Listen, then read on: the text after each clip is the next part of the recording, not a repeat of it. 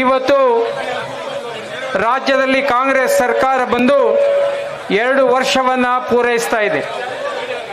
2 ವರ್ಷ ನಾವು ಏನು ಹೋರಾಟವನ್ನ ಮಾಡಬೇಕಾಗಿತ್ತು, ಸರ್ಕಾರ ಬಂದ ತಕ್ಷಣ ಹೋರಾಟ ಮಾಡಿದ್ರೆ ಸರಿಯಲ್ಲ, ಅವರಿಗೂ ಕಾಲಾವಕಾಶ ಕೊಡಬೇಕು ಅನ್ನುವ ಉದ್ದೇಶದಿಂದ 2 ವರ್ಷದ ನಂತರ ಅವರ ಆಡಳಿತದಲ್ಲಾಗಿರುವ ಭ್ರಷ್ಟಾಚಾರ, ಜನವಿರೋಧಿ ನೀತಿಗಳು, ಎಲ್ಲ ಬಡವರ ಮೇಲೆ ಹೇರುವ ತೆರಿಗೆಗಳ ಬಗ್ಗೆ ಇವತ್ತು ಸುದೀರ್ಘವಾಗಿ ಚರ್ಚೆ ಮಾಡುವುದಕ್ಕೆ ಈ ಹೋರಾಟವನ್ನು ನಾವು ಇಲ್ಲಿ ಕರೆದಿದ್ದೇವೆ. ಹಾಗಾಗಿ ಯುವ ನಾಯಕರಾದ ನಿಖಿಲ್ ಕುಮಾರಸ್ವಾಮಿ ಅವರು ಒಂದು ಸ್ಲೋಗನ್ ಅನ್ನು ಮಾಡಿದ್ದಾರೆ, ಸಾಕಪ್ಪ ಸಾಕು ಕಾಂಗ್ರೆಸ್ ಸರ್ಕಾರ ಸಾಕು ಅಂತ. ಆ ಹಿನ್ನೆಲೆಯನ್ನ ಸ್ಲೋಗಾನ್ದೊಂದಿಗೆ ಇವತ್ತು ಕಾಂಗ್ರೆಸ್ಗೆ ನಾವು ಉತ್ತರವನ್ನು ಕೊಡ್ತಾ ಇದ್ದೇವೆ.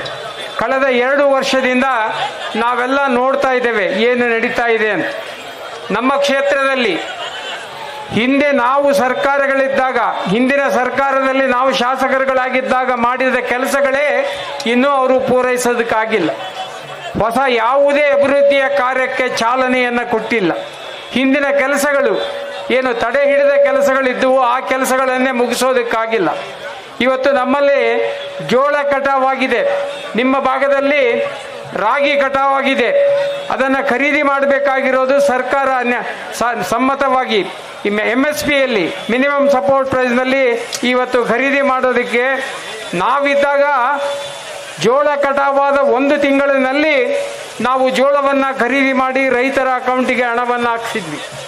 ಈಗ ಜೋಳ ಕಟಾವಾಗಿ ಹೋದ ವರ್ಷನೂ ಈ ವರ್ಷನೂ 4 ತಿಂಗಳ 5 ತಿಂಗಳ ಆದರೂ ಕೂಡ ಇನ್ನೂ ಜೋಳ ಖರೀದಿ ಮಾಡೋಕ್ಕಾಗ್ತಾ ಇಲ್ಲ. ಹಿಂಗಾರು 1.5 ತಿಂಗಳಿಂದ ಕೇಂದ್ರ ಸರ್ಕಾರ ಅನುಮತಿಯನ್ನು ಕೊಟ್ಟಿದೆ ಹಿಂಗಾರು ಜೋಳ ಖರೀದಿಗೆ.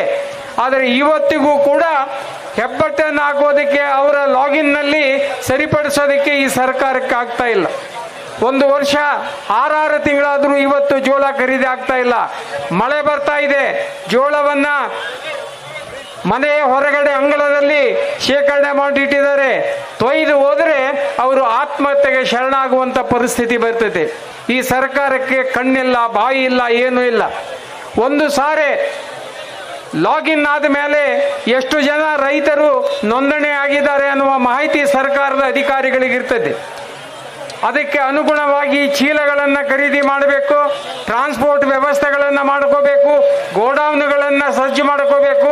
ಅದ್ಯಾವುದನ್ನೇ ಮಾಡದೆ ಖರೀದಿ ಪ್ರಾರಂಭ ಮಾಡಿ ಇವತ್ತು ಗೊಂದಲವನ್ನು ಸೃಷ್ಟಿ ಮಾಡಿ ರೈತರು ಪ್ರತಿನಿತ್ಯ ಅಧಿಕಾರಿಗಳ ಮುಂದೆ, ನಮ್ಮ ಮುಂದೆ ಸುತ್ತಾಡಿ ಇವತ್ತು ಗೊಂದಲಕ್ಕೆ ಕಾರಣವಾಗಿದೆ.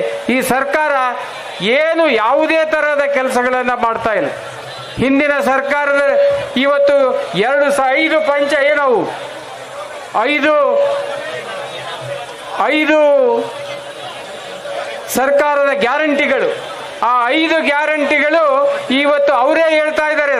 ಅವರ ಸರ್ಕಾರದಲ್ಲಿರುವ ಶಾಸಕರೇ, ಈಗ ನಮ್ಮ ಚಿಕ್ಕೋಡಿಯ ಶಾಸಕರೊಬ್ಬರು ಬಂದು ಅಭಿವೃದ್ಧಿಗೆ 1 ಪೈಸಾ ಹಣ ಇಲ್ಲ, ನೀವು ಈ ತರ ಮಾಡಿದ್ರೆ ವಿಧಾನಸೌಧದಲ್ಲಿ ನಾನು ವಿಷ ಕುಡಿತೇನೆ ಅಂತಕ್ಕಂಥ ಸ್ಟೇಟ್ಮೆಂಟ್ ಅನ್ನ ಒಬ್ಬ ಕಾಗೆ ಅನ್ನುವ ಶಾಸಕರು ಕೊಟ್ಟರು. ಇವತ್ತು ಅವರ ಬಸವರಾಜ ರಾಯರೆಡ್ಡಿ ಅವರೇ ಒಪ್ಕೊಂಡಿದ್ದಾರೆ, ಈ 5 ಗ್ಯಾರಂಟಿಗಳಿಂದ ಅಭಿವೃದ್ಧಿ ಕುಂಠಿತವಾಗಿದೆ ಅನ್ನುವ ಮಾತನ್ನ. 5 ಗ್ಯಾರಂಟಿಯ ಜೊತೆಗೆ ಹಿಂದಿನ ಸರ್ಕಾರದ ಮೇಲೆ ಇವರು 40% ಭ್ರಷ್ಟಾಚಾರ ಅನ್ನುವ ಆಪಾದನೆಯನ್ನು ಮಾಡಿದ್ರು. ಇವತ್ತು ಇವರು 80%. ಅವರೇ ಹೇಳ್ತಾ ಇದ್ದಾರೆ ಕರ್ನಾಟಕ ದೇಶದಲ್ಲಿ ಮೊದಲ ರಾಜ್ಯ ಆಗ್ತದೆ ಕರಪ್ಷನ್ ನಲ್ಲಿ ಅಂತಕ್ಕಂಥ ಮಾತು.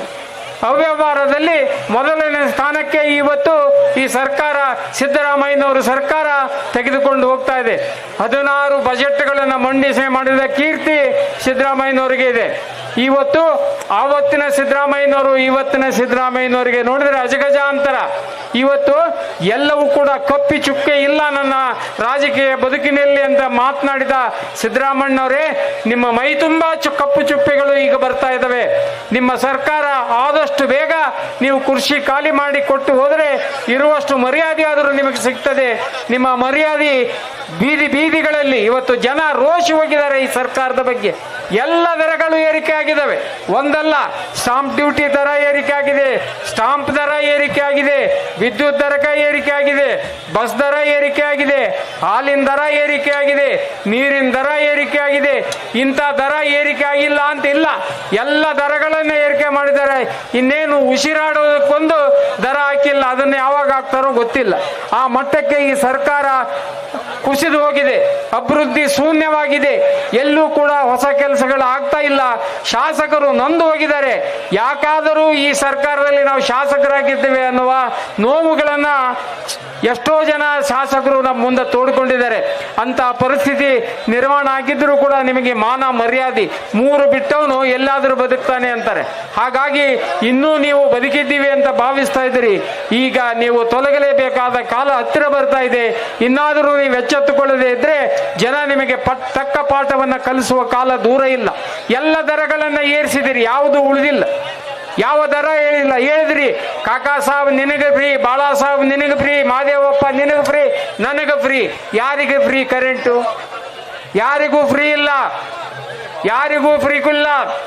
ಈಗ 2,000 ಕೊಡೋದು ಅದು ಒಂದು ಸರ ಕರಪ್ಷನ್ನೇ. ಎಲ್ಲಿ ಚುನಾವಣೆಗಳು ಬರ್ತೈತೆ ಅಲ್ಲಿ 3 ತಿಂಗಳ 4 ತಿಂಗಳ ಹಿಡಿದಿಟ್ಟು ಚುನಾವಣೆ 4-6 ದಿನ ಇದ್ದಾಗ 4,000 6,000 ಹಣ ಬಿಡುಗಡೆ ಮಾಡಿ ಆ ಹಣವನ್ನು ಬಳಸಿಕೊಂಡು ಆ ಮಹಿಳೆಯರ ದಿಕ್ಕನ್ನು ತಪ್ಪಿಸ್ತಕ್ಕಂಥ ಕೆಲಸ ಮಾಡ್ತಾ ಇದ್ದೀರಲ್ಲ, ನಾಚಿಕೆ ಬರೋಲ್ಲ ನಿಮಗೆ? ನಾಚಿಕೆ ಇಲ್ವಾ ನಿಮಗೆ? ಈ ತರಹದ ಕೆಲಸಗಳನ್ನು ಮಾಡಿ ಇವತ್ತು ಈ ಜನರಿಗೆ ಮುಖಕ್ಕೆ ಕಣ್ಣಿಗೆ ಬೂದಿ ಏರಿಸಿ ಅಧಿಕಾರಕ್ಕೆ ಬಂದಿದ್ದೀರಿ.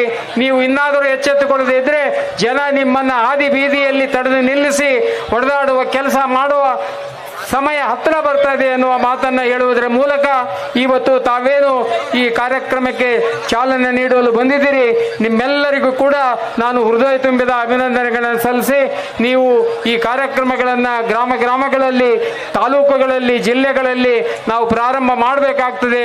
ಈ ಹೋರಾಟವನ್ನು ನಾವು ಮುಂದುವರಿಸಿಕೊಂಡು ಹೋಗಿ ಸರ್ಕಾರಕ್ಕೆ ತಕ್ಕ ಪಾಠ ಕಲಿಸೋಣ ಅನ್ನುವ ಮಾತನ್ನು ಹೇಳುವುದರ ಮೂಲಕ ನನ್ನ ಮಾತನ್ನು ಮುಗಿಸ್ತೇನೆ. ಜೈ ಹಿಂದ್, ಜೈ ಕರ್ನಾಟಕ.